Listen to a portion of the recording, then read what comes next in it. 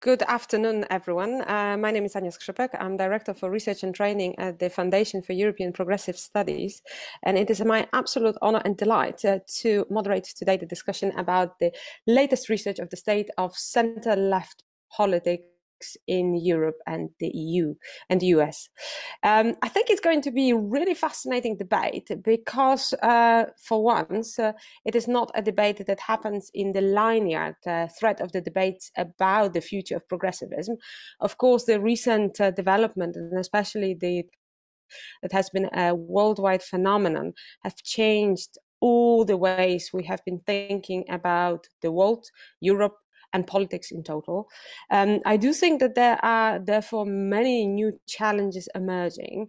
We know what the regress, what the recession would mean, but by describing the progress, we need to, of course, remain optimistic and forward-looking and ambitious, not only to talk about how we address the current situation, but also how we make 21st century the century of modernity, emancipation, and empowerment of the people.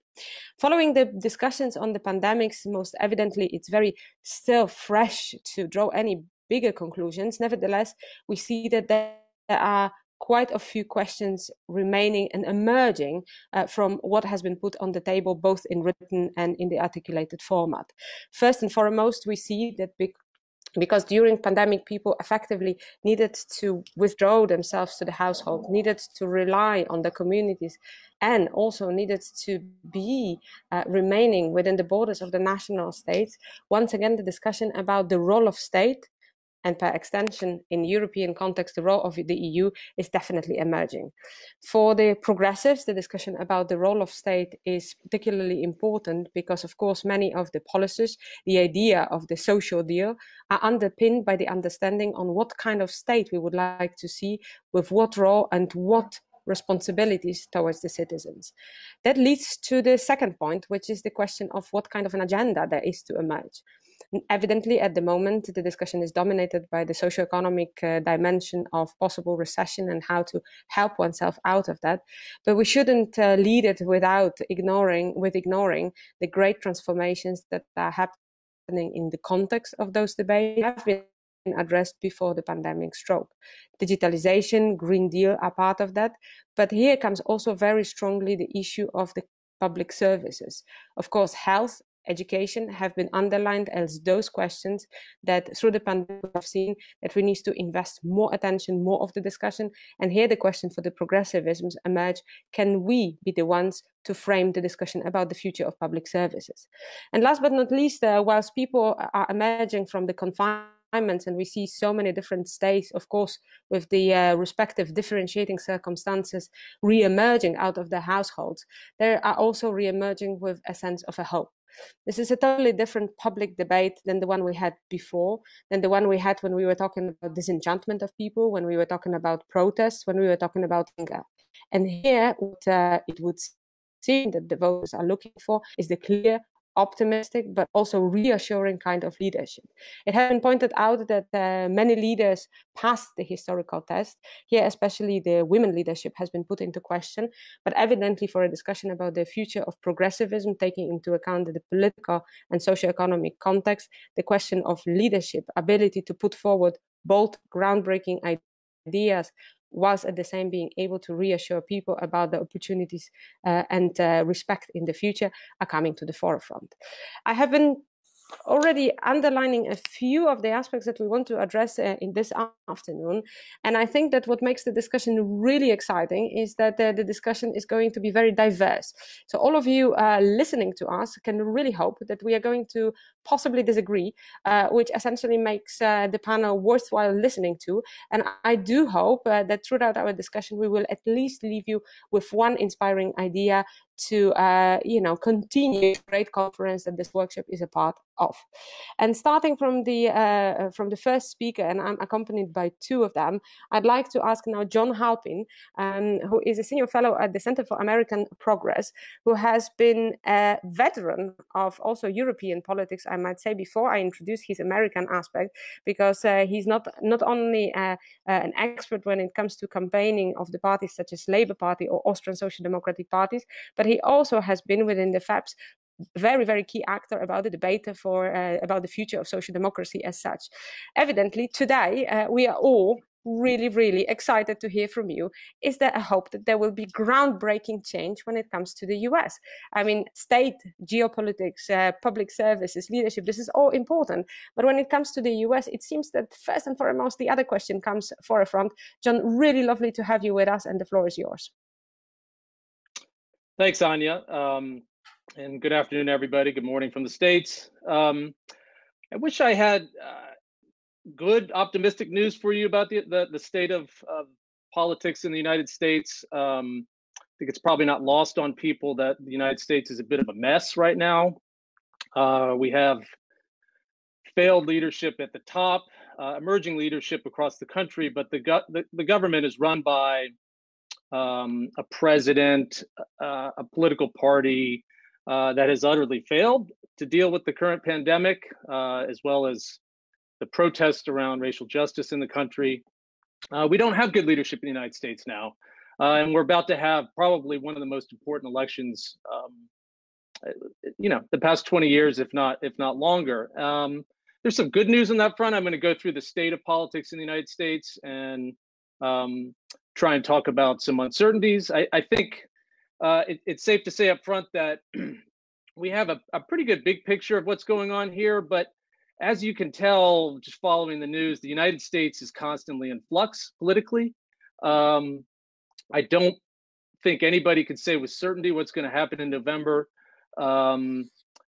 primarily because we're dealing with a fairly chaotic incumbent president in Trump. So where do things stand now? If you look prior to the pandemic, prior to the racial justice protest around the George Floyd killing, President Trump was in a pretty bad position politically for an incumbent, even though he had a booming economy.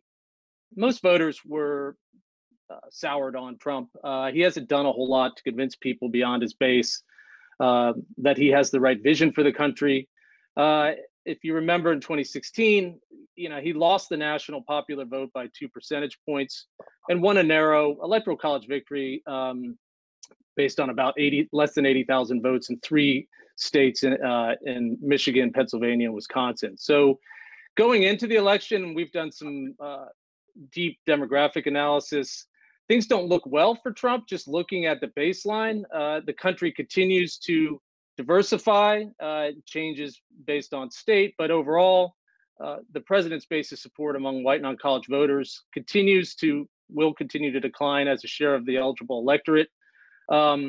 This is not the case in some of the bigger states where he does well, like Pennsylvania, Michigan, Wisconsin in particular. But things are changing against him. And if all things stay the same, meaning that turnout and support rates from 2016 just move forward, and all we do is look at the demographic changes, the president will lose. He'll lose the 3 states that he won by 79,000 votes. So that's all things being equal, nothing changing, meaning the exact same support rates and turnout. Right now, the Democrats wisely nominated Joe Biden. He's a very good candidate for these times when people are looking for more certain leadership, some empathy, some experience, some rationality. They're sick of the chaos. They want something different. Biden is a very good candidate for that. He's right now ahead by about 8 percentage points, which is not unlike where Secretary Clinton was in 2016. But Biden's lead appears to be more stable. It doesn't move as much. Biden is a more popular political leader, even though he's been around as long as Secretary Clinton had been in politics. People view Biden more positively and less negatively, which I think is important. If you go to the battleground states, Florida, Pennsylvania, Michigan, Wisconsin, emerging ones like Arizona and Georgia, they're all tighter than the national vote. So the election will be determined in these states. And right now, Biden has, on average, about a two-point or greater lead in a handful of them. Things appear to be very tight in Pennsylvania. Michigan, he appears to be doing very well in. Wisconsin remains tight. But we're seeing evidence in the polling that states that were otherwise trending pretty heavily Republican are now open possibilities. States like Ohio, which had been a traditional Democratic state, went Republican, is now not looking good, leaning towards Trump, but not fully in his camp. But I guess I would caution that, things look pretty good now for Biden, but the country is, going through a lot, and we have 4.5 more months till the election. So Trump has several outs. I don't think he's ever going to win a large national majority. In fact, if he wins, it'll be the same thing where he loses the national majority, but wins the Electoral College. And how would this happen? Well, if you look at the polling, Biden is up on Trump on almost all indicators. The one, and the most important one, potentially, given where the state of the economy is now, is on the economy and jobs. Trump, despite being unpopular, has a lead against Biden on the economy and jobs and unemployment. The Biden team really needs to pay attention to this. It's not enough to be an alternative to Trump.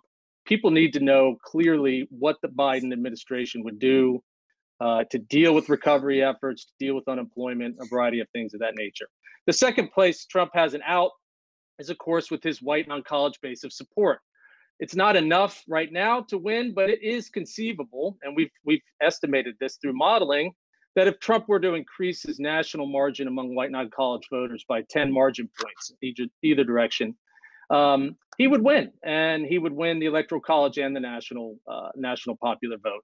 It's not happening now. In fact, he's doing worse with white non-college voters. He's doing much worse with white college voters. He's not doing what needs to be done, but given the distribution of these voters, where they make up, more than 50% of the voting base in a state like Pennsylvania, Michigan, and Wisconsin, and a very high number in a place like Florida, Trump conceivably can continue to improve his margins among this group and hopefully drive high turnout. That's an out for him. And then the third out, which I'll just briefly say, is that Trump is able to, in his mode of politics, produce a chaotic election, which is likely to happen. He's already made threats about fraud. He's going to try and paint some kind of picture of choice with Biden. He's a stable person leading to recovery. Biden is the head of a radical movement that's going to set the country back. Doesn't seem believable now, but again, we have 4 months until the election. Should things start to turn, should Biden make some errors, it's not inconceivable that a kind of chaotic environment with a choice between the two could work out in Trump's favor. It won't be a large win for Trump, it'll be a narrow win, would be my guess. I think most people who are paying attention to the election are extremely nervous about the election itself. It's not clear that either side will accept the results, particularly in a close race. I don't think Trump will accept the loss easily.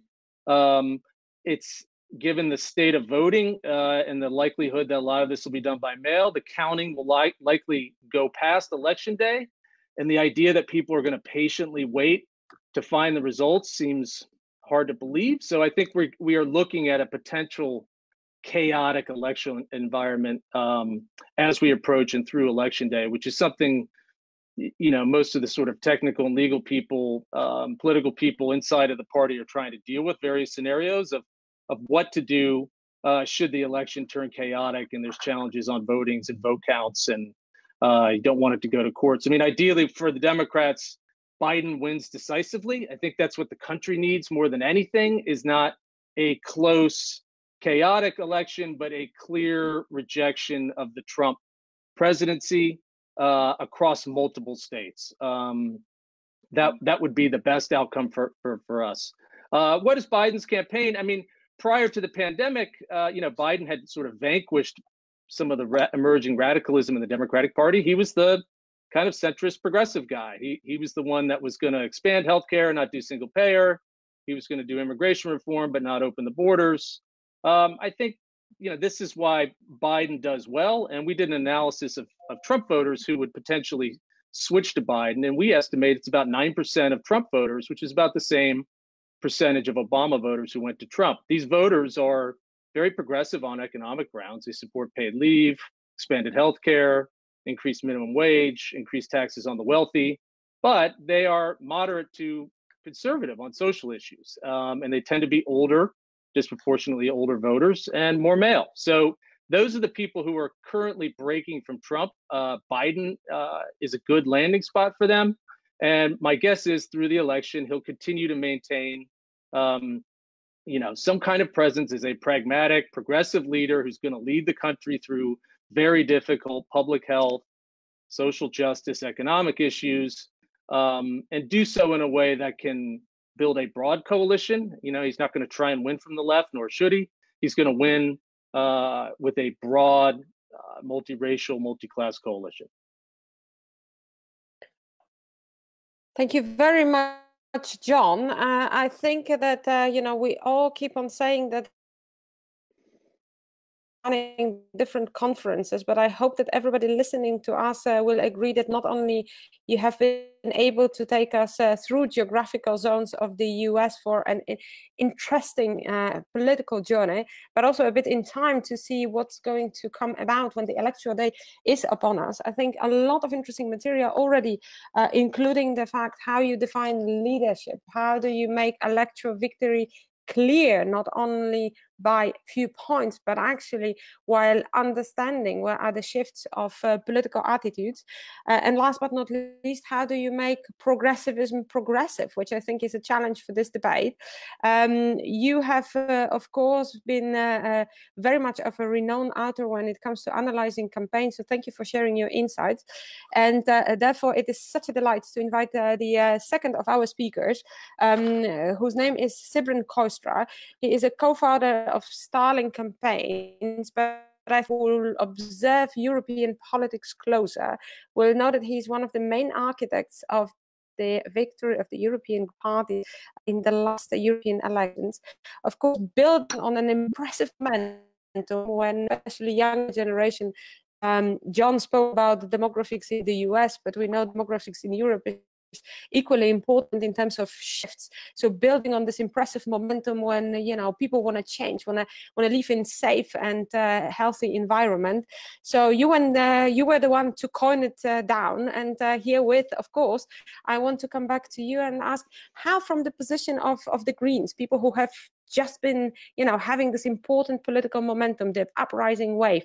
So how do you see the discussion about when, as said, we can't talk about linear, circumstances have changed, tables turned. So, over to you. We are very excited to hear your voice.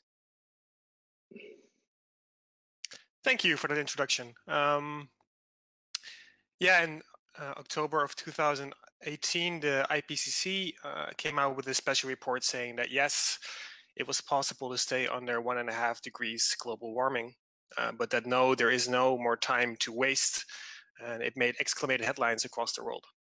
And like you said, in November that year, hundreds of thousands of kids started to follow in Greta Thunberg's footsteps and strike for the climate. And 4 months later, in March of 2019, over 1 million people went to the streets.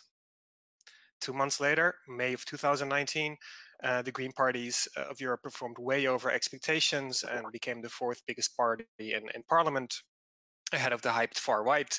And it's been coined the so-called green wave, and has led to also national victories and high polling in a number of countries for the Greens consistently over the last year. In this European elections, the youth vote increased by an unprecedented 50%. And for millennials, the increase was almost 33%. And among Europeans who were likely to vote, climate change was the highest priority, especially in the countries where the Greens performed well. It's an all political saying that if you get your issue, the issue of which voters think that if you want this problem solved, I would have to vote for this party. If you get that issue on top of the agenda, you win elections.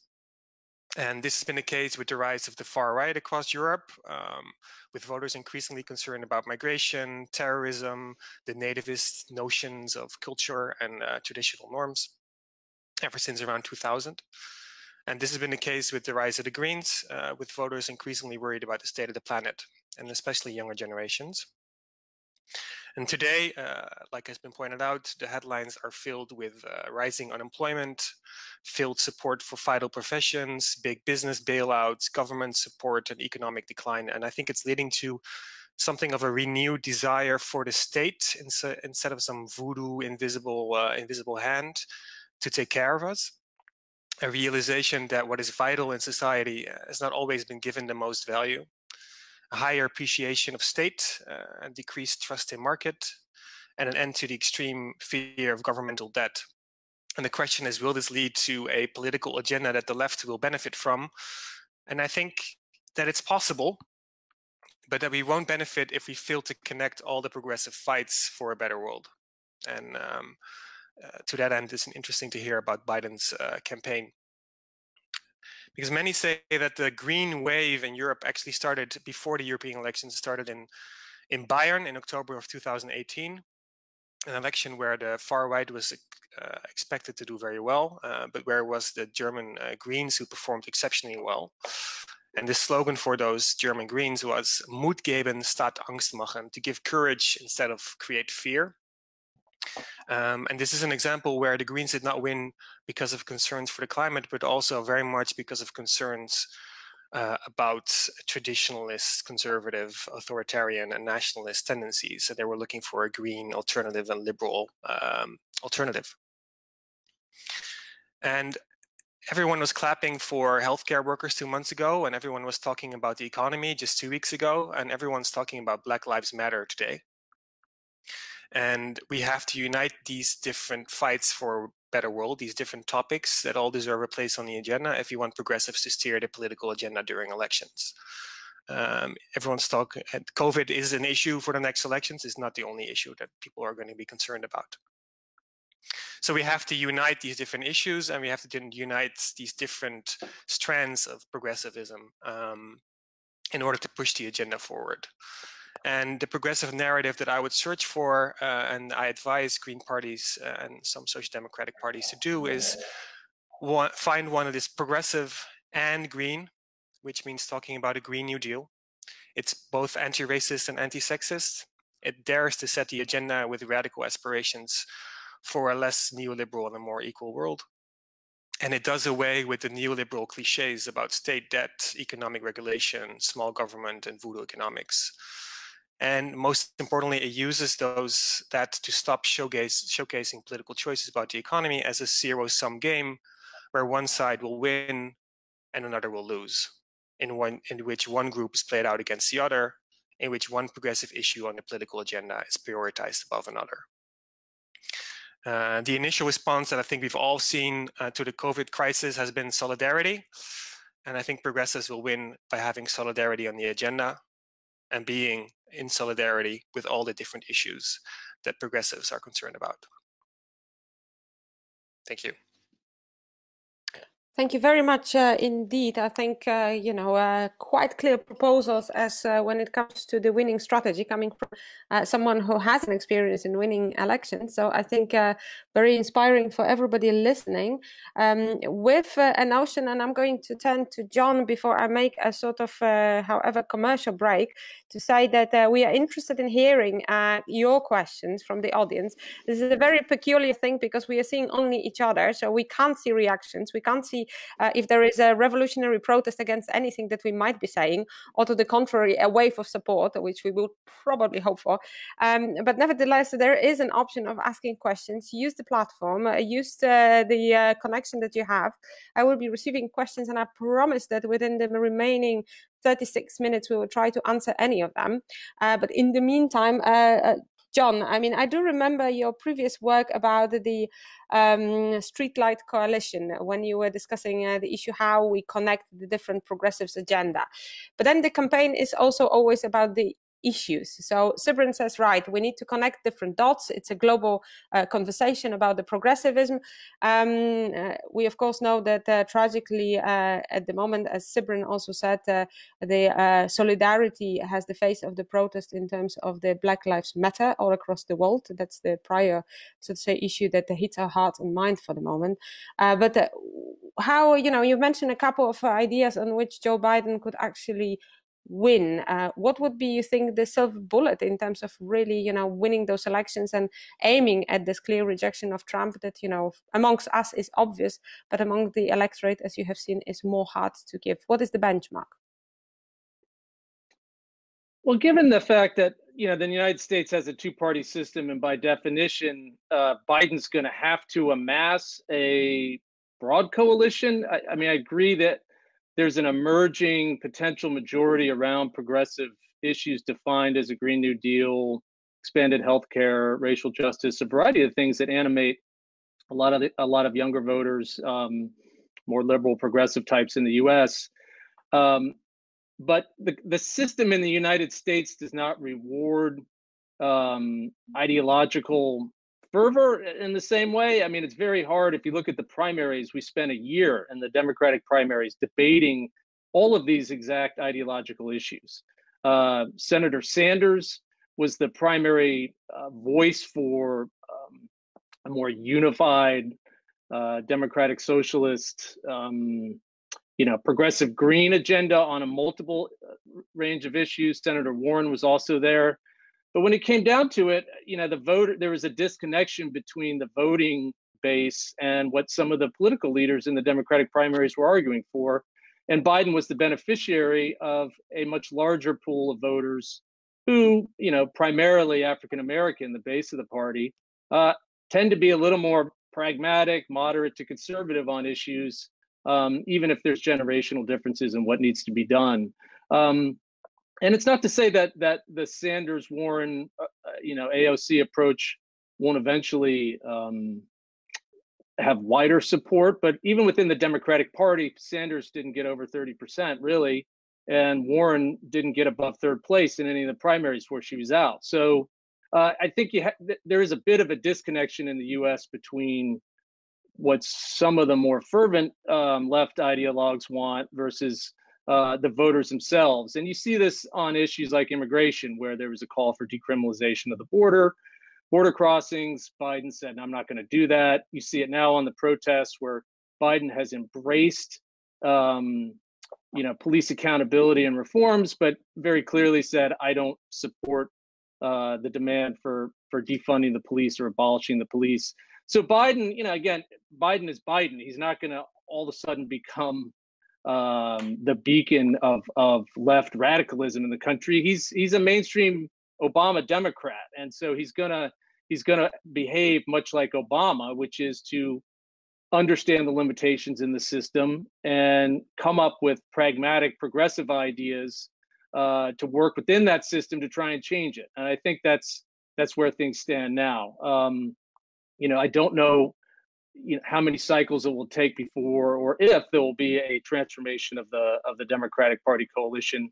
But right now it remains and has to be a big tent. You're not going to have an ideological takeover of the party and expect to win the national election, given our system. And our system concentrates a lot of left voters in small areas and gives weight to more moderate to conservative Republican-leaning politicians. So it's just a bit of reality there. But I think there's a lot of optimism that Biden sees the pandemic, sees the protests, sees the cries, the demands for change, and takes them seriously, and wants to build a steady FDR-style experimentation and regeneration of the country. And that's the big idea he needs. He needs to get people across the spectrum behind the rebuilding and strengthening of the United States and the repairing of our relationship and leadership in the world. Right. I think this is a very important insight, because it once again refers to this idea of the what constitutes of the new social deal, and we've already had touched upon the issue of that it would have to be a new Green Deal. And I would move with the following questions, because of course the systems are differentiating between not only US and Europe, but among the different European member states. And I think in your previous intervention, it has been quite exciting, Sybren, that you have been talking about the protest of the new generation, of the young generation. They're seeking for the qualitative change. At the same time, we have been talking and have been addressing the issue of state. We, of course, all know that, at least from our perspective, this withdrawal from the WHO of the United States States has been a sort of a very critical moment, but at the same time, the state that people return the moment for anyone to grab in terms of a discussion. And I mean, Sigrid, you mentioned also before the nationalistic tendencies. How do you think the progressives could strategically re-enter the conversation about the future of the state to make sure that it remains not on xenophobic and nationalistic terms, as it is the case in some of the EU member states, but actually that it has a progressive taint into that? Thank you for that question. I think when you look to the United States and to Europe, you see that there is a like John noted, there is a difference between younger generations and older generations and how they perceive their world.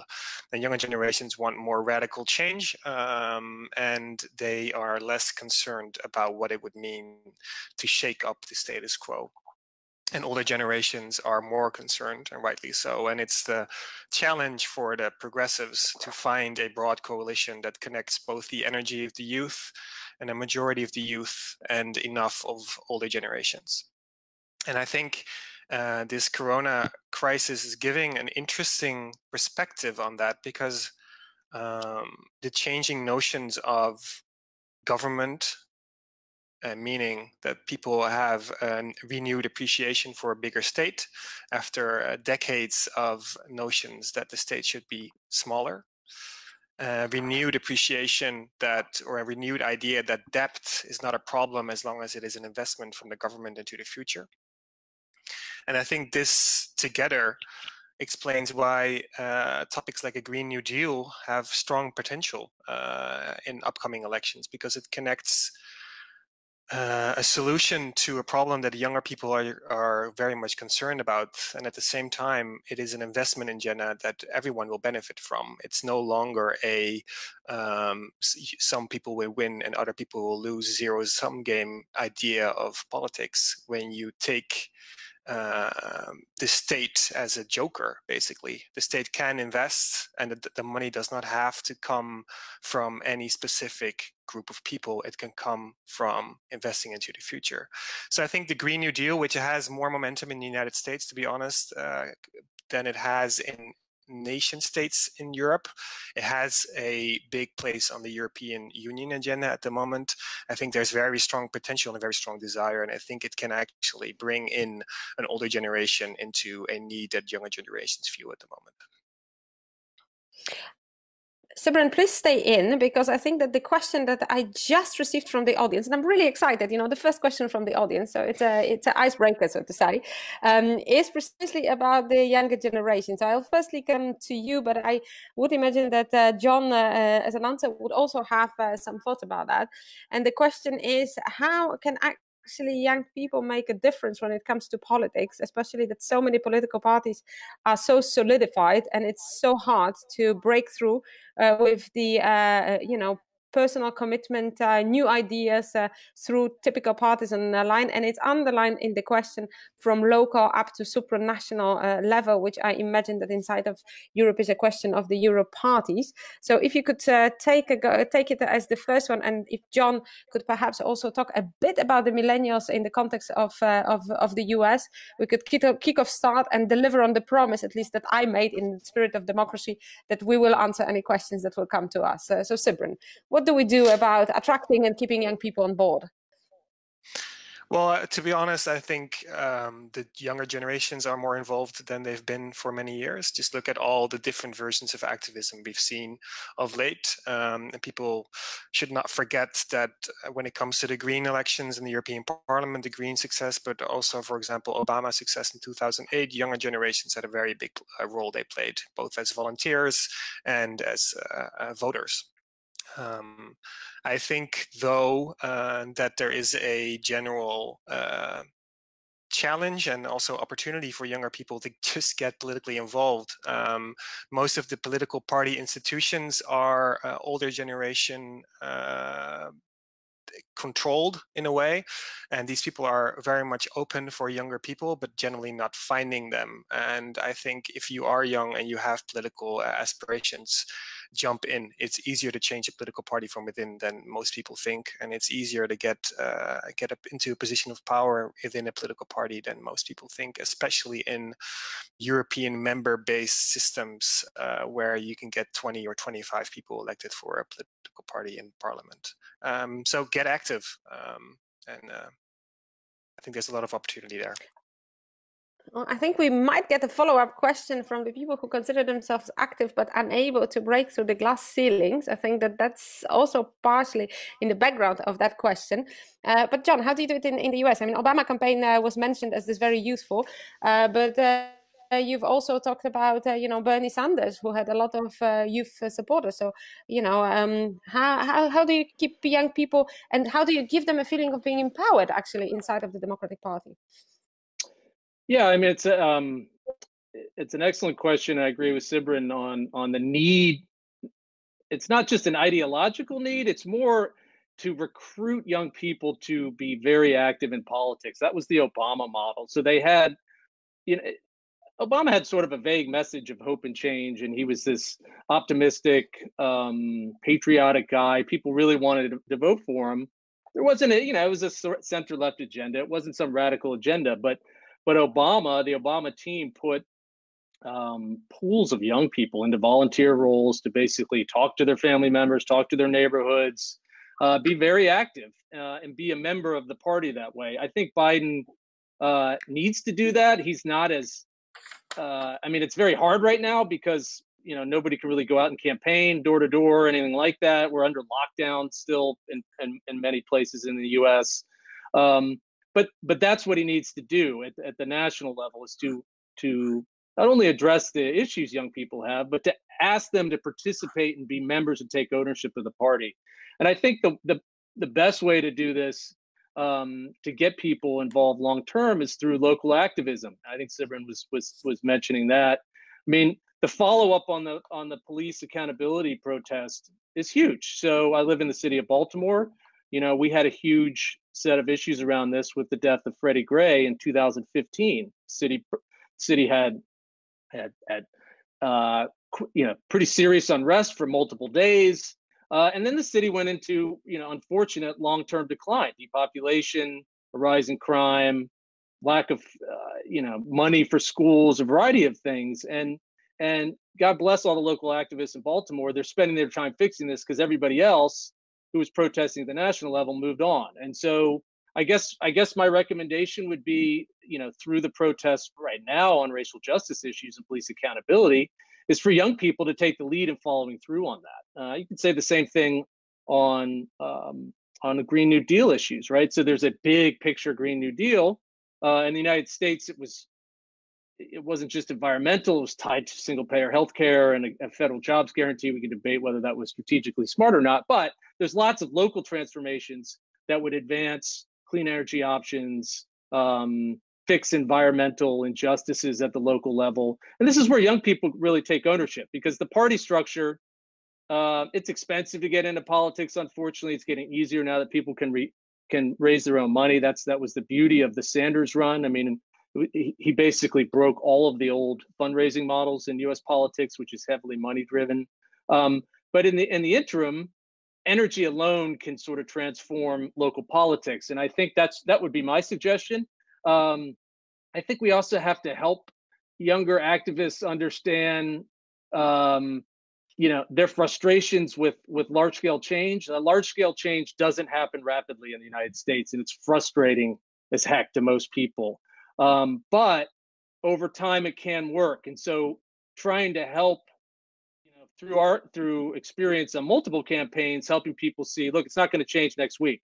The Occupy movement raised the issue of inequality globally, and it was a huge issue in the United States. Six years later, Donald Trump's president, and we have the largest tax cut in US history. So, we haven't really reversed inequality in the United States at all. Does that diminish Occupy? No, it just says, well, we got to get rid of Republicans because they're going to vote for rich people. And that process is painstaking because you have to win in states where people aren't left wing. And so you have to win Senate seats in states that are 70, 80% white and very conservative. And, you can't just come in with with a Bernie Sanders agenda necessarily and win the Senate seat there. So you need both. You need to be active in places where there's a lot of room to make changes in some of the Democratic-run liberal cities, and then think through what are the steps that have to happen to build a sustainable majority at the federal level to enact all of this. And it's frustrating. It takes a long time, but it can happen. I mean, two other issues where I think Sybren mentioned, we have huge gun problems in the United States. We've had mass killings, multiple mass killings, and huge George Floyd-like protests, and then nothing. No gun control measures, nothing, and all of the climate stuff. We've had huge protests, huge gatherings.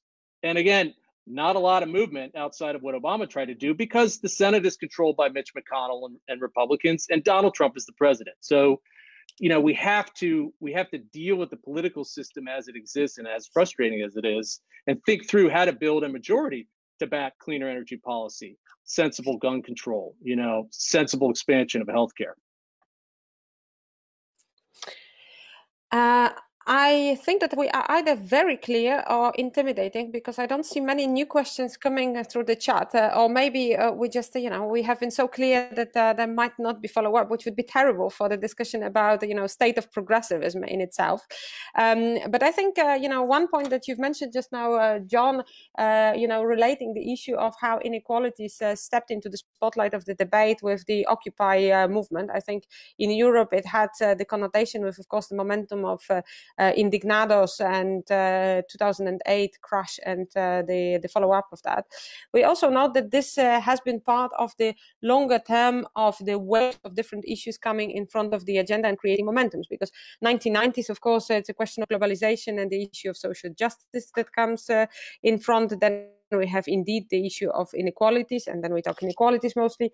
Recently, especially in Europe, but also in the US, because of President Trump's election, the question of quality of democracy.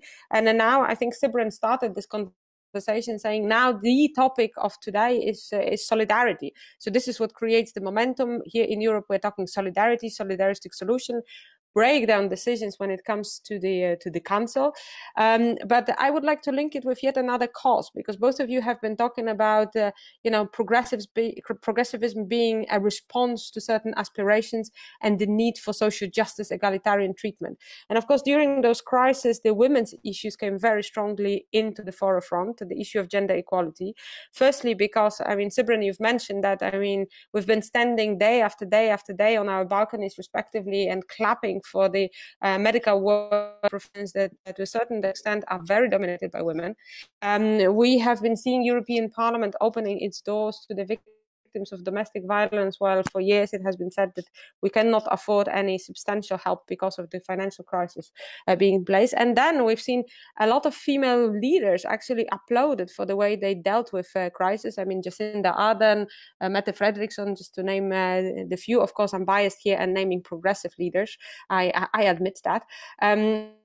We use the momentum of solidarity and the fact that gender issues came so strongly, and we were talking about demographics, so I want to take you a bit for this dimension.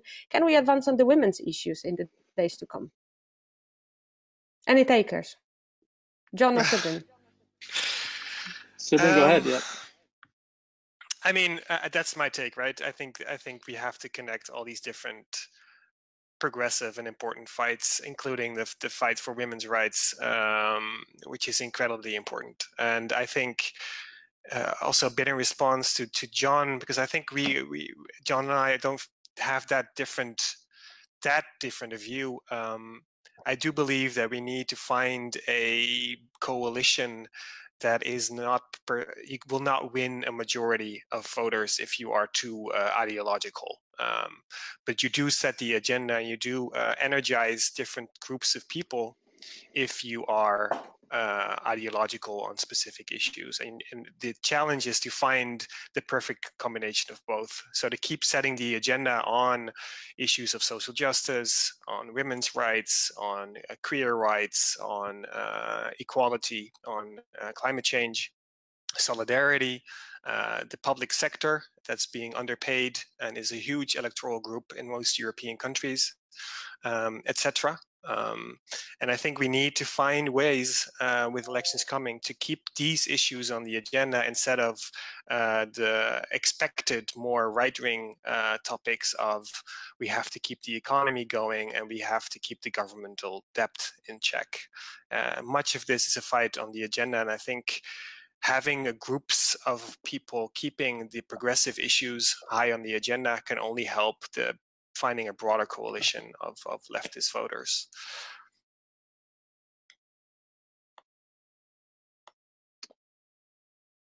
Yeah, if I could jump in on, I mean, I think you're right on that. I don't disagree. I mean, in the United States, women's issues are no longer just women's issues. They're extremely mainstream. Things like, you know, expanded paid family and medical leave. We don't have universal childcare here. We have a pretty threadbare social welfare system, at least at the federal level. Some states have slightly better ones. And all the polling I've seen on this is that women don't want this framed as women's issues. They want it framed as family and American issues, and that works. So we're seeing massive support for a lot of issues that were initially led by women's organizations and women leaders, but are now pretty mainstream and cross ideological borders. It does raise an interesting question. I mean, we have sort of a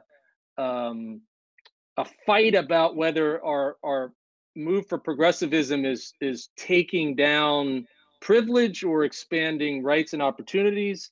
And from a political strategy point of view, the kind of liberal perspective of expanding rights and opportunities almost always gains wider support than sometimes what can descend into culture war battles about who has privilege versus others. It's not that those debates aren't important, but as political matters, as long as the left, the center left, and progressives are the ones who are committed to universal human rights, the expansion of those rights, the elimination of barriers for anybody who doesn't have full equality under the law and economic opportunity to actually carry out their legal equality, then that's what we're about, and that's what we've always been about. And I think, you know, Biden's talking that way. There are some differences in how to approach this, but I personally believe that extending rights and opportunities works better than trying to, you know, attack a system as being inegalitarian, unjust, filled with privilege. And I know this is a big part of the discourse. It's an important part, but it's kind of disconnected from voters themselves. It's kind of an elite debate, and voters are like, I'm fine to expand rights and opportunities for all people. If you identify concrete barriers that are actual forms of discrimination or lack of opportunity, I'd like to eliminate that barrier. I'm with you on that. Other culture war battles, at least in the United States, tend to lead to polarization, not unity of purpose. I have to say that for me, John, your last sentences were done in a very dramatic circumstances of a thunderstorm happening over Brussels. So pretty much different points have been pointed by almost a lightning. But I have a great news, because we have a couple of questions that actually our listeners and our audience, and I'm grateful that they found time this afternoon to follow us, would like you both to take a challenge on. The first one is for both of you. And that is something that, you know, have been a part of a conversation about the quality of democracy. We touched upon that very lightly, but there is a question to you both as the experts in campaigning, in what way we can imagine in the post-COVID times, with all the restrictions possibly being in mind, that the campaigns could continue. So how can we think about campaigns in the post-COVID times? And to that end, I have also two very sort of topic-based questions from John. The audience would like to know in which way, and if the Democratic Party have found ways to incorporate voices from the areas from former manufacturing belt, especially taking into consideration the resentment to the words of transformations and socio-economic impact of transformations that can be negative. And I think similarly on that, maybe level. Sybren, to you, there is a heavy question, which is, can deindustrialization, and I'm not discussing with the question because we could talk about the new industrialization, but the question is specifically, can deindustrialization be a part of a progressive campaign, and how?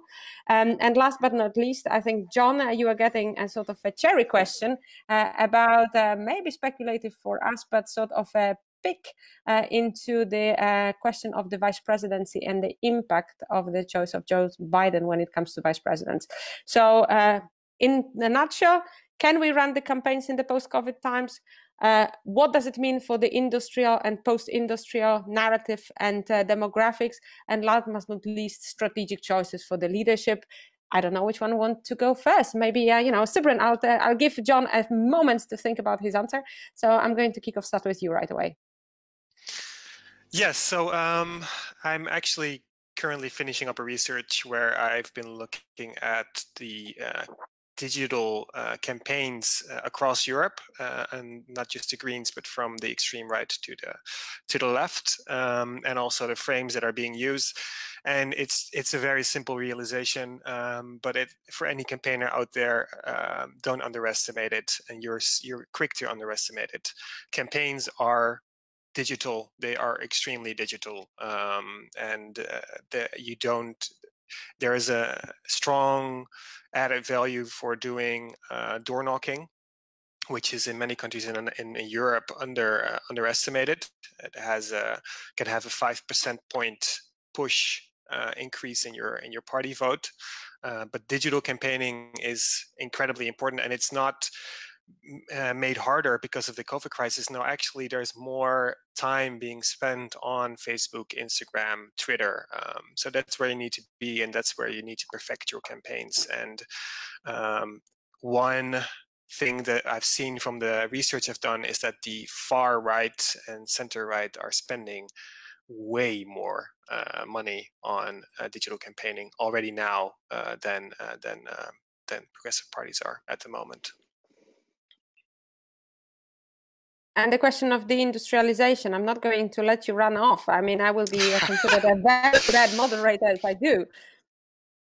Yeah, I was hoping to get like a few minutes of thinking there. No, I find it hard to think about that. I mean, we have this discussion of how do you frame a narrative in a way that all your voters, potential voters, get something in return instead of that you take something away from certain voters. And we can talk about privilege, but we can also talk about generational fights. I mean, a lot of union fights in Europe have been something of a generational fight between higher income for older generations versus less security for younger generations. That's not the way we want to divide the left. We want everyone to benefit in a way. And deindustrialization is a tough one in the sense that it quickly leads to ideas of loss and that people will lose something. So first we have to build a narrative that's not, I think, already planted in societies in discourse that deindustrialization is actually a beautiful thing that will make societies better. So at least I would not focus on this as a narrative at the moment for electoral campaigns. All right. Now, I expect that there is going to be some row in the back, and I will report if there is a reaction to what you've just said. John, over to you. 3 questions. Sure. Yeah. On the campaigning front, I agree with Sybren's overall view of how important digital is. I think in the upcoming presidential election, it's not just about the use of digital for messaging, which is critical, and things of that nature. For me, it's, this is such an anti-Trump election. People just want to get rid of the guy. What you really need to use your digital tools for is connecting sort of technically with voters about how to make sure they turn out. So we have all these screwy election systems in the United States, and we're likely to have a lot of expanded access to absentee ballots and mail ballots, but the process is confusing to voters. And what we need to do is replicate what the Wisconsin Democratic Party just did in the primaries. Trump calls mail-in balloting, absentee balloting fraud, but the Democrats like, it's the law, we're going to use it. Republicans should do the same thing, honestly. And they went and contacted all their voters, make sure they got an absentee ballot, return them. This requires lots of follow-up. So it's not an easy process. In some states, in my state, Maryland, they just mailed everyone a ballot this year for the primary elections, and you could send it back in. It'll vary widely by state. But if you're going to have contact with voters, it's not just about messaging, it's making sure they vote. And this is particularly true for newer voters, who can't just show up at the polls. They may not be back on college campuses, whatever it is. They're going to need information about how to make their voice heard through balloting. So I would spend a lot of time on that on the digital side, in addition to just expanding the ability to communicate with people. There is an issue here. Everybody's fighting the Facebooks and Twitters of the world from the left because they're primary sources of disinformation. I mean, the Trump operation spends tens of millions of dollars in right-wing media, filling social media and Facebook and Twitter with a lot of nonsense. And so, yes, we need to use it, but we also have serious issues about what it's doing to citizens' education and their knowledge of politics. And it's probably a whole nother panel. On the issue I agree. I don't think deindustrialization makes sense at all. In fact, if I'm running in the United States as someone on the left, if I'm Joe Biden, I'm running on an inclusive liberal nationalism. I'm running on rebuilding the country. Trump said he was going to do that. He didn't do any of it. And so Joe Biden, middle-class Joe, the guy from Scranton, needs to go into all these Rust Belt states and say, Trump's trade wars with China hurt you. They didn't help you. We need to get domestic manufacturing back. We need to have supply chains in the United States. We're going to work with allies. We're going to have cooperation, but we're going to invest in our communities. We're going to make sure workers have high-paying jobs. We're going to invest in their education infrastructure, physical infrastructure, all the things that Trump said he was going to do, but hasn't done any of it. And so, particularly in the COVID era, we have a huge number of people out of work. And I think there's a chance right now to say, hey, we can rebuild better than before, and we'll do it through clean energy jobs. There's no reason to give up on any of that. If we're going to rebuild, let's do it right. But that's a form of almost industrial policy, which the United States probably needs to take on. And there's a lot of work to be had for that, and it will help improve our position globally in relation to China. It's no point in, we have to deal with China, but probably the best thing we can do is strengthen ourselves, make sure our workers are as educated as possible and as capable as possible, make sure our communities are as advanced as possible in order to compete in the world. The final issue you asked about the VP picks. I mean, it looks like right now the finalists, I don't have any inside knowledge of this. They're all women, obviously, because Biden made a commitment to selecting a woman as his vice presidential running mate.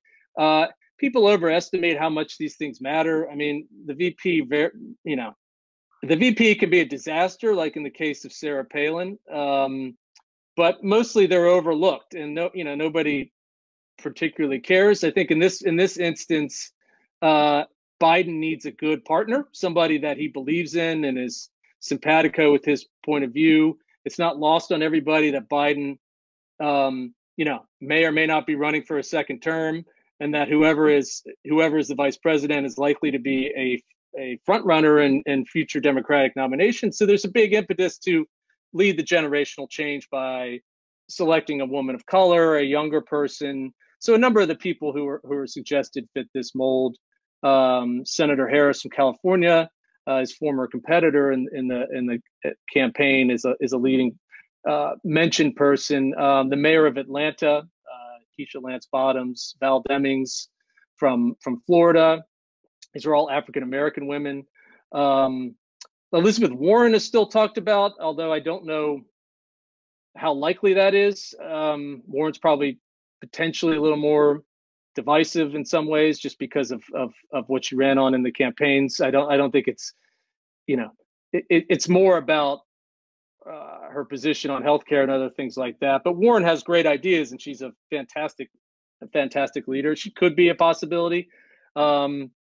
Susan Rice, former UN ambassador and national security advisor to President Obama, is on the list. She doesn't have any elective experience, but obviously has a huge amount of experience with the federal government. I think The Biden team is very close with her and trust her, and she's a very impressive person. So really, any of these would be interesting. I think the mayor of Atlanta, Gen X, African American woman who came out very strongly in defense of the protests and police accountability, but also said, look, we're not gonna harm our communities here. So take this nonsense off the streets. That was the right approach. Now, Georgia's going through a lot of troubles now because of the recent killing in Atlanta. So I don't know whether that complicates things, but she's impressive, and I think any of these choices would be great for Biden. I think it's mostly a question of who is he most comfortable with, who kind of understands the world the way Biden does, and I think any of these would work. But I don't think there's going to be something out of left field at this point. I think the Democrats and Biden in particular are not known for radical steps. They're not going to do things that are way out of the mainstream. I mean, Biden's whole campaign is restoring the soul of the nation. And so it's almost like in a quasi-Obama restoration approach right now. He has to make it more transformative, and he can do that through a VP pick, potentially. But it also has to make a lot of people who are basically independent feel pretty comfortable that if we get rid of Trump, who nobody likes, we're going to land on a team that's pretty safe and stable. Thank you so much. I'm looking at the clock, and of course, time flies incredibly quickly when you have an exciting conversation. So I'm getting close to wrapping up, but I just want to ask one question. We've talked about so many different issues, and I think it's quite impressive that in 60 minutes we've managed to touch on everything, starting from leadership, governance, going through specific policies, going through demographics, the question of globalization, multilateralism, nationalism on the other hand, xenophobia, the issue of values as contradiction to that. So we've covered all these different areas, but there's one thing that I want to ask you. We are half year. Of course, pandemic was something totally unexpected, one could say, and it changes the way we look at anything. But I want to ask about deliverables, because we've been talking about what we should do in terms of narrative, what politics and so on. What would you, as American progressive, and do not say winning of Joe Biden, I mean, that's what we take. What would be the one deliverable that you think progressives absolutely have to nail till the end of 2020 to be the movement that not only talks about the opportunities, but actually is considered as the one that delivers the most? And those two questions, this is the last question to you both. What is the absolute must in terms of deliverable for the progressives to at least start changing the world this year? Well, just the reality in the United States is that nothing can change at the federal level until January of next year, and hopefully we get rid of Donald Trump and we change the Senate. That's just a given. If I'm running, if I'm running Joe Biden's campaign, given all the turmoil in the country, I still stand with a basic premise in the post-COVID era of, I'm going to ensure that everyone in the country has a job and has health care. And that's what I'm running on. That's my core commitment. And these two things, along with a reconciliation on racial justice issues, are just critical. But if you look at the progressive movement and it says, I'm going to make sure everybody has a job and everybody has healthcare in the United States, this is huge. And I think it's a simple message. It's one that matters when you have massive unemployment, and underemployment. And you have a bunch of people who've been kicked off of healthcare. We don't have fully universal healthcare here. So if I'm Biden, I'm going to say, I'm going to deliver on this. These are my goals. Everyone who wants to work and is able to work will have a job. Everyone will have healthcare in some form or another. And that's what you can count on from me. That's what I'm going to do. We're also going to repair our society and make it more egalitarian on racial, gender, and ethnic grounds. That's what I would. You can't deliver that by 2020, at the end of 2020, because we may not know who the president is by then. God forbid. We may have an extended draw out here, but that's what I would do. Sybren, deliverable for 2020 and 2021, as John pushed my question. So, I have to be open-minded here. Yeah. Yeah, my first thought was to discuss progressive collaboration. We've seen this in Spain and Italy, and I think it's there's a lot of potential now, and in terms of crisis, there is also more need than ever to do so. But I think actually the most important deliverable for this year is using the current momentum, if you will, to change the way people perceive government and debt. So we need people to trust state again and desire a bigger state, and we need to dismiss the myth that states should keep their debts low. And I think that if we change these two things, it will open up a lot of opportunity to talk about progressive changes, such as a Green New Deal, without it costing too much in the media or among other voters. Thank you so much. I do hope that everyone who found a moment to tune in will agree with me that it has been an absolutely exciting exchange. We disagreed to a certain point, so it wasn't just a cliffhanger that I planted at the very beginning, also because our system tends to be quite different. But at the same time, we also agreed on many important delivering on the issues of job, public services, and here healthcare, evidently, but also the question of the reconciliation within the society and better quality of the government. I think that together constitutes an interesting conclusive momentum for us for the debate, but also an interesting opening when it comes to any discussion amongst the progressives, where we could go and how can we build the broader majoritarian coalition that could deliver the difference that so many would like. And I would like to thank you also particularly because even though COVID is something that we are all still very much living through, and for so many had been such a traumatic experience, still in this debate we did take a courageous approach to look at COVID, but also look in front, look ahead, and try to deliver the optimism about how progressives could build on the momentum when solidarity is the main demand, and where we as the progressive movements could come together and make a difference that would last for the century. Thank you so much, and I wish everyone, I would like to thank Sybren, and I would like to thank John. I'm sorry I misspelled at the moment, but there's a lot of going on with this technicalities. John and Sybren, it has been absolute privilege to moderate the discussion with you. I hope we will continue. And for everyone else inside of the global progressive scope, and especially inside of the Progressive Governance Digital Summit, I wish you further successful debates, and I do hope that our exchange has offered at least one inspiring thought that you will be able to carry on with. Thank you so much.